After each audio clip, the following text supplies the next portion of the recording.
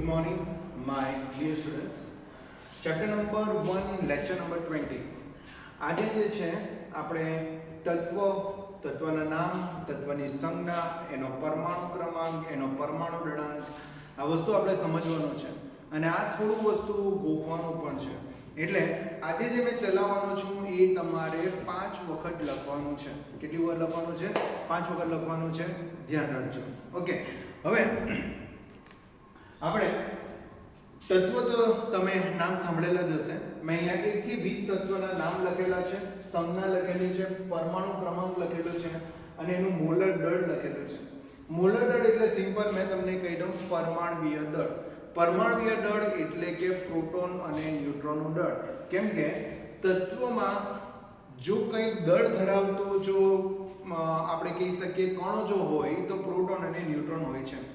એક સિમ્પલ બરાબર પરમાણ્વીય ક્રમાંક અને મોલર દળ અથવા તો પરમાણ્વીય દળાંક શું છે મેં તમને સમજાવી શકું. પરમાણુ ક્રમાંક જે છે એ જેટી તત્વમાં જરા ધ્યાન રાખજો, પ્રોટોનની સંખ્યા છે. જેટી તત્વમાં કોની સંખ્યા છે? પ્રોટોનની સંખ્યા છે. ને જો પરમાણ્વીય દળ હોય ને તો એ લગભગ મેં એક્ઝેક્ટ નથી કહેતો, એ લગભગ પ્રોટોન અને ન્યુટ્રોન ની કુલ સંખ્યાની નજીક હોય છે. ઓકે, તો પરમાણ્વીય ક્રમાંક એ પ્રોટોનની સંખ્યા દર્શાવે છે અને પરમાણ્વીય દળાંક એ પ્રોટોન અને ન્યુટ્રોનની સંખ્યાની નજીક હોય છે. મેં એવું નથી કહેતો કે પ્રોટોન અને ન્યુટ્રોનની સંખ્યા એ એનું પરમાણ્વીય દળ જેટલું હોય, રાઈટ? ઓકે, મેં એમ કહેતો છું કે પ્રોટોન અને ન્યુટ્રોનની કુલ સંખ્યા એના પરમાણ્વીય દળની નજીક હોય છે. ને પરમાણ્વીય દળને મેં અહીંયા મોલર દળ લખેલું છે. ઓકે, હવે સમજીએ પરમાણ્વીય ક્રમાંક અને પરમાણ્વીય દળાંક. દાખલા તરીકે આપણે હિલિયમ લઈએ. તો હિલિયમમાં જે છે 2 પ્રોટોન 2 ન્યુટ્રોન હોય છે. હવે તમને એ પણ ખબર છે કે પરમાણુ વીજભારની દ્રષ્ટિએ તટસ્થ હોય છે. વીજભારની દ્રષ્ટિએ તટસ્થ હોય એટલે કે 2 પ્રોટોન ધન વીજભાર ધરાવતા હોય અને તટસ્થ કરવા માટે આપણા પાસે 2 ઇલેક્ટ્રોન હોય છે. તો 2 પ્રોટોનને તટસ્થ કરવા માટે 2 ઇલેક્ટ્રોન હોય છે. હવે સમજો, હિલિયમમાં 2 પ્રોટોન છે તો પરમાણ્વીય ક્રમાંક 2 થશે. તો પરમાણ્વીય ક્રમાંક એટલે પ્રોટોનની સંખ્યા ને પરમાણ્વીય દળાંક બરાબર એટલે પ્રોટોન વત્તા ન્યુટ્રોન. તો 2 પ્રોટોન ને 2 ન્યુટ્રોન ટોટલ થઈને કેટલા થશે? 4. તો બરાબર તમે પરમાણ્વીય દળાંક જોઈ શકો 4. તો આઈડિયા આવશે. પરમાણ્વીય ક્રમાંક એટલે પ્રોટોનની સંખ્યા અને મોલર દળ અથવા તો પરમાણ્વીય દળ એટલે પ્રોટોન અને ન્યુટ્રોનની કુલ સંખ્યા, રાઈટ? 2 પ્રોટોન છે એટલે પરમાણ્વીય ક્રમાંક 2 થશે અને 2 પ્રોટોન અને 2 ન્યુટ્રોન એટલે ટોટલ 4 થવાના. તો પરમાણ્વીય દળાંક થશે 4. તો દળ ધરાવતું તત્વ પ્રોટોન અને ન્યુટ્રોન હોવાથી પ્રોટોન અને ન્યુટ્રોન ના કુલ સંખ્યા એ તમારો પરમાણ્વીય દળ અથવા તો મોલર દળની નજીક હોય છે. આપણે હવે આ બધા તત્વો જોઈએ અને બધા તત્વો તમારે યાદ રાખવાના છે. પહેલું આપણે હાઇડ્રોજન પર જઈએ. હાઇડ્રોજન તત્વનો હાઇડ્રોજન ની સંજ્ઞા કેપિટલ H છે. હાઇડ્રોજન બરાબર આપણે લખીએ તો બી કેપિટલ H પછી YDREGON, રાઈટ? સો પહેલા H આવશે એટલે હાઇડ્રોજનની સંજ્ઞા H છે. પરમાણુ ક્રમાંક 1 છે, પરમાણ્વીય દળાંક પર 1 છે અને એને જો આપણે કોઈ સંજ્ઞામાં દર્શાવવું હોય તો ધ્યાન રાખજો, પરમાણુ ક્રમાંક નીચે આવે, પરમાણુ દળાંક ઉપર આવે. પરમાણુ ક્રમાંક આવે નીચે ને પરમાણુ દળાંક આવે ઉપર એટલે લખાશે 1H1. શું લખાશે? 1H1. બોલાશે બી આ રીતે 1H1. ઓકે, પરમાણુ ક્રમાંક, તત્વનું નામ અને પછી પરમાણુ દળાંક એટલે 1H1. ઓકે, યાદ રહેશે. તો હાઇડ્રોજન સંજ્ઞા થશે H, પરમાણ્વીય ક્રમાંક 1, પરમાણ્વીય દળાંક 1 અને એની સંજ્ઞાની વાત કરીએ એટલે એનું સંજ્ઞા સ્વરૂપે જો આપણે નિરૂપણ કરવું હોય તો આપણે 1H1 લખી શકીએ. ઓકે, ચાલો તે રીતે આપણે હિલિયમ ઉપર આવ્યા. હિલિયમ, તો હિલિયમની સંજ્ઞા છે He, પરમાણુ ક્રમાંક છે 2 અને પરમાણુ દળાંક છે 4. એટલે પરમાણુ ક્રમાંક 2 છે એટલે પ્રોટોનની સંખ્યા 2 છે, પરમાણુ દળાંક 4 છે એટલે પ્રોટોન વત્તા ન્યુટ્રોનની કુલ સંખ્યા 4 ની નજીક મળશે એટલે કે 4 છે, રાઈટ? અને એને લખવું હોય તો શું લખાશે? પરમાણુ ક્રમાંક 2 He, પરમાણુ દળાંક 4 એટલે બોલાશે 2He4, બરાબર? 2He4. લિથિયમની વાત કરીએ તો લિથિયમની સંજ્ઞા છે Li, પરમાણુ ક્રમાંક 3 છે, પરમાણુ દળાંક છે 7 અને એની સંજ્ઞા થશે 3Li7 બરાબર. શું થશે? 3Li7. એ જ રીતે બેરિલિયમની વાત કરીએ તો બેરિલિયમની સંજ્ઞા છે Be, પરમાણુ ક્રમાંક છે 4, પરમાણુ ક્રમાંક છે 9 અને એની સંજ્ઞા થશે 4Be9 બરાબર. 4Be9. બોરોનની વાત કરીએ તો બોરોનની સંજ્ઞા છે કેપિટલ B, એનો પરમાણુ ક્રમાંક છે 5, પરમાણુ દળાંક છે 11 એટલે એનું સંજ્ઞા સ્વરૂપે નિરૂપણ 5B11 થશે. શું થશે? 5B11. એ જ રીતે કાર્બનની વાત કરીએ તો કાર્બનની સંજ્ઞા છે કેપિટલ C, પરમાણુ ક્રમાંક છે 6, પરમાણુ દળાંક છે 12 એટલે બનશે 6C12 બરાબર. 6C12. એમ તો જોઈએ તો ડબલ સંખ્યા છે 6 to 12 એટલે યાદ રહી જાય એવું.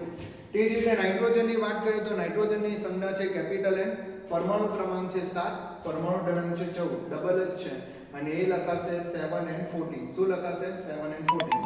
ઓકે, ચાલો એ જ રીતે આપણે ઓક્સિજન પર આવીએ તો ઓક્સિજનની સંજ્ઞા છે O, પરમાણુ ક્રમાંક છે 8, પરમાણુ દળાંક છે 16 એટલે બનશે 8O16. અહીંયા બી ડબલ જ છે, રાઈટ.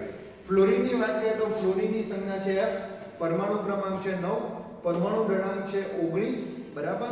ડબલ થી એક વધારે છે 9 * 18 + 19 છે અને તમારે લખવા પડશે 9F90.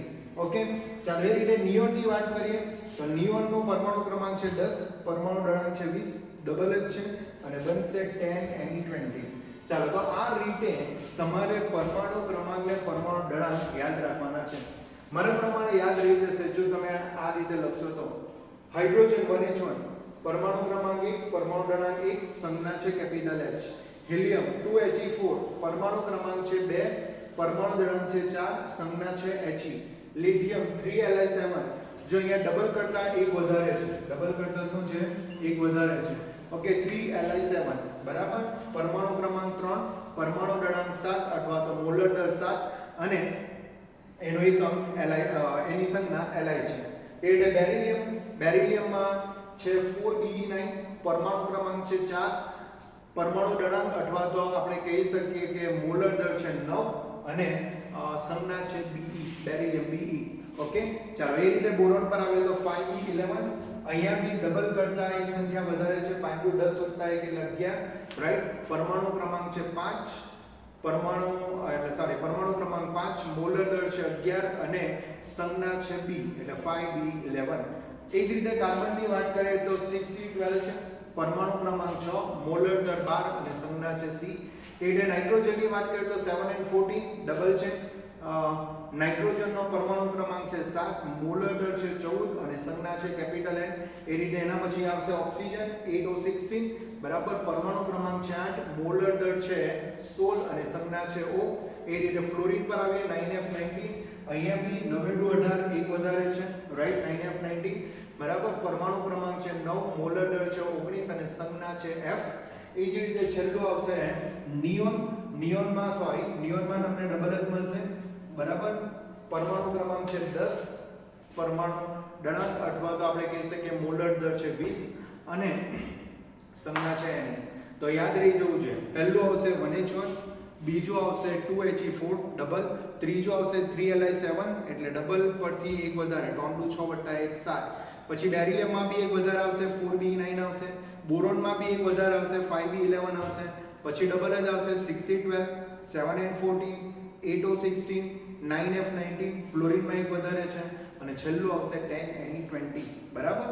અને આ બધા તમારે યાદ રાખવાના. પરમાણુ ક્રમાંક 1 2 3 4 5 6 7 8 9 10 જ છે. પહેલો પરમાણુ ક્રમાંક પર હાઇડ્રોજન, બીજા પરમાણુ ક્રમાંક પર હિલિયમ, ત્રીજો પરમાણુ ક્રમાંક પર લિથિયમ, ચોથો પરમાણુ ક્રમાંક પર બેરિલિયમ, પાંચમા પરમાણુ ક્રમાંક પર બોરોન, છઠ્ઠા પર કાર્બન, સાતમા પર નાઇટ્રોજન, આઠમા પર ઓક્સિજન, નવમા પર ફ્લોરિન અને 10મા પર છે નિયોન. ઓકે, તો પરમાણુ ક્રમાંક, પરમાણુ દળાંક અને આ સિમ્પલ તમારે યાદ રાખવાનું રહેશે. મારા પ્રમાણે 1 થી 10 તમને યાદ હશે. હવે તમારે ધ્યાન રાખવાના છે 11 થી 20. ઓકે, 11મા પર છે સોડિયમ, 12મા પર છે મેગ્નેશિયમ, 13મા પર છે એલ્યુમિનિયમ, 14મા પર છે સિલિકોન, 15મા પર છે ફોસ્ફરસ, 16મા પર છે સલ્ફર, 17 પર છે ક્લોરીન, 18 પર છે ક્લોરીન પછી પોટેશિયમ અને છેલ્લું આવશે આર્ગોન બરાબર. છેલ્લું શું આવશે? આર્ગોન. તો ધ્યાન રાખજો sodium, magnesium, aluminium, silicon, phosphorus, sulphur, chlorine, potassium, chlorine, બરાબર, પોટેશિયમ અહીંયા લખવામાં ભૂલ, હા સોરી આર્ગોન રહી ગયો, આર્ગોન, પોટેશિયમ અને છેલ્લો 20મા નંબર પર કેલ્શિયમ છે. મારી કહેવામાં ભૂલ રહી ગઈ. બરાબર, 18મા નંબર પર આર્ગોન આવશે, 19મા નંબર પર પોટેશિયમ આવશે અને 20મા નંબર પર તમારો કેલ્શિયમ આવશે. ઓકે, હવે સોડિયમ જે છે એની સંજ્ઞા Na છે, જરા ધ્યાન રાખજો. બરાબર, સોડિયમની સંજ્ઞા શું છે? Na છે. પરમાણુ ક્રમાંક 21 છે અને મોલર દર છે 23, એટલે એને લખાશે 11Na23. ઓકે, મેગ્નેશિયમની વાત કરીએ તો મેગ્નેશિયમની સંજ્ઞા છે Mg, પરમાણુ ક્રમાંક છે 12, મોલર દર છે 24, એટલે લખાશે 12Mg24. એલ્યુમિનિયમની વાત કરીએ તો એલ્યુમિનિયમની સંજ્ઞા છે Al, પરમાણુ ક્રમાંક છે 13, પરમાણુ દળાંક છે 27, એટલે બનશે 13Al27. એ જ રીતે સિલિકોન 14 માં પડશે, એટલે સિલિકોન 14, પરમાણુ દળાંક છે 28, મોલર દર છે 28, એટલે બનશે 4Si28.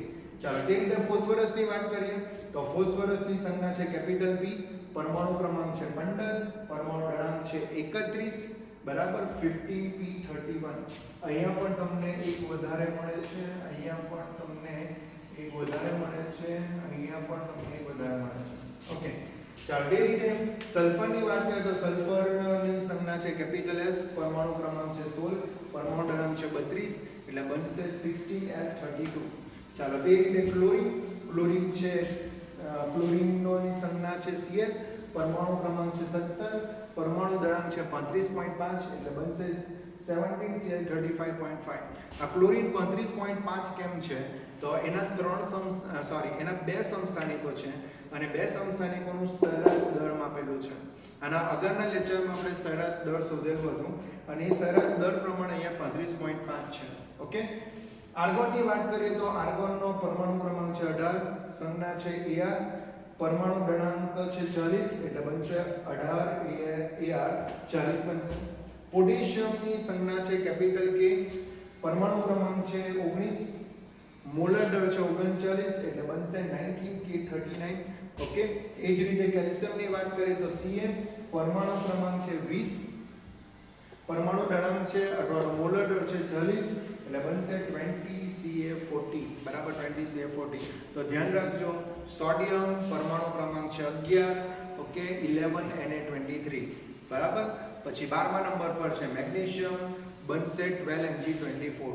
13મા નંબર પર છે એલ્યુમિનિયમ, બનશે 13Al27. 14મા નંબર પર છે સિલિકોન, 14Si28. 15મા નંબર પર છે ફોસ્ફરસ, 15P31. 16મા નંબર પર છે સલ્ફર, 16S32.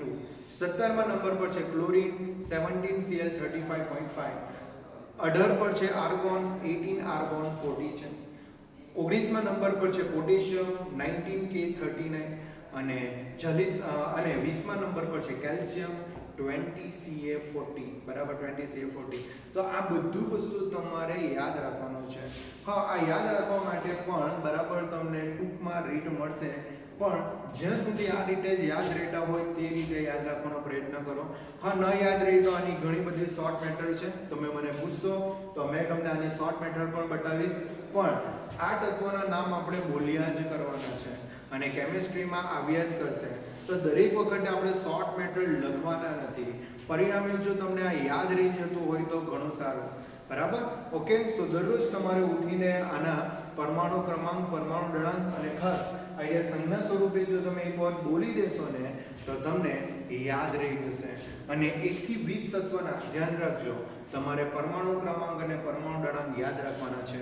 21 થી 30 ના તમે પરમાણુ ક્રમાંક પણ યાદ રાખશો ને તો પણ ચાલશે, પણ 21 થી 30 પણ આપણે કરવાના છે. ઓકે, સો આ ટેબલ 5 વખત લખજો અને જો ન યાદ રહે તો 10 વખત લખજો, પણ આ તમને મોઢે આવડવું જોઈએ. ઓકે, આઈ હોપ બરાબર આમાં તમને દરેક વસ્તુ ખબર પડે શું વસ્તુ છે. જો તમને કંઈ ન ખબર પડે તો તમે મેસેજ અથવા તો કોલ કરી શકો છો. અને જેણે આ વિડીયો સબસ્ક્રાઇબ ન કર્યો હોય તો એ સબસ્ક્રાઇબ પણ કરી દેજો કે જેનાથી મારા નેક્સ્ટ વિડીયો તમને ખબર પડે. Okay, I hope you can understand this video. Thank you very much. By.